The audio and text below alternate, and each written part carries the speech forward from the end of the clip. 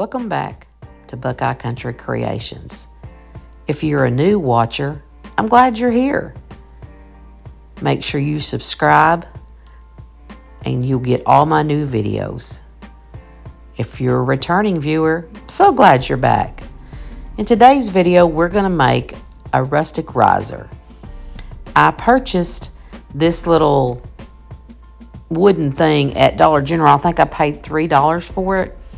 And then I purchased the little legs off of Amazon. They came in a package of, I think, 12 or 16. And I purchased them on Amazon. And I'm going to take some E6000 and I'm going to glue these little legs on here. And then I will let them dry. I priced a stand like this or a riser like this. And they were anywhere from $20 to $25 at Hobby Lobby. And I was like, okay, there's got to be a more economical way. So the legs that I bought, they were, a bag of them were like less than $10. And then later on, you will see the other items that I purchased on Amazon to add to it were very inexpensive as well. At the end of this video, I will add a total cost breakdown of what it cost me to build this riser. So I'm just going to continue to glue these on here and let them dry. I like using the E6000 because it allows me an opportunity to move the legs around to make sure I get them centered exactly where I want them to be before it actually sets in.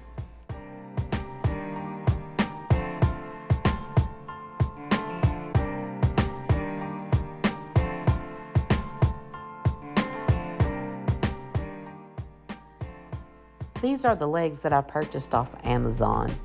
And as you can see, I had several of them left over that I can still use. So it was a really good buy. And I ordered them off of Amazon.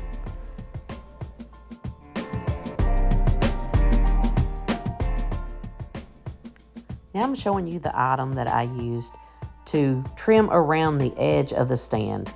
I ordered these off of Amazon and they came with bags of 3 different sizes. Way more than I needed for just this one project. So I chose the medium size ones. And again, I'm going to use my E6000 glue to glue these little half beads all the way around this stand.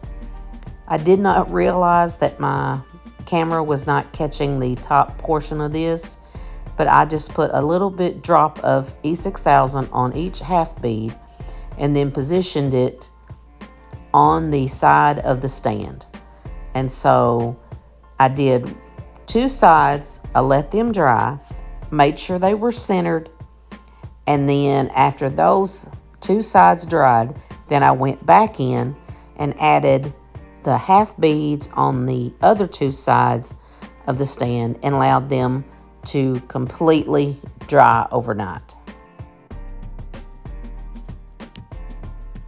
On my next stand that I make, I will probably use the E6000 and some hot glue because I did have some trouble with these beads trying to slide down and no longer being centered because the E6000 is not an instant glue. It's not like a super glue that adheres immediately. So my suggestion to you would be to use a little bit of hot glue to keep them in place while you give time for the E6000 to dry. I would not use simply hot glue because I don't think they would stay on. But once you get them on, then you allow them to dry overnight. And again, I had to go back and kind of figure a way to hold them up so that they would not slide. And I didn't want to take 4 days to allow these to dry to do each side one side at a time. So again, just use a little bit of hot glue and it will help keep them centered and you won't have to fuss with it as much. Once I get all these glued on, then I will take some white paint, acrylic paint, and just dry brush the whole project, and then it will be good to go.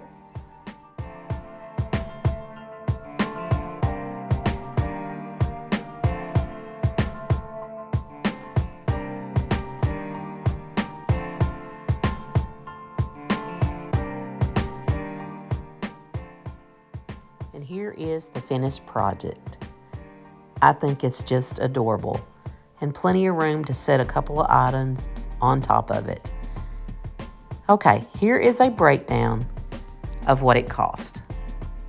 The board itself was $5. I thought it was $3, but I may have had a coupon. And then here are the legs. It's for a package of 12. So just divide that by 12, and I used 4 of those. And that'll tell you what that cost. And then here's the price on the half beads that I used. And I only used however many I put on each side, so it was very economical. Thank you for watching, and remember, go out and make those memories with the ones you love.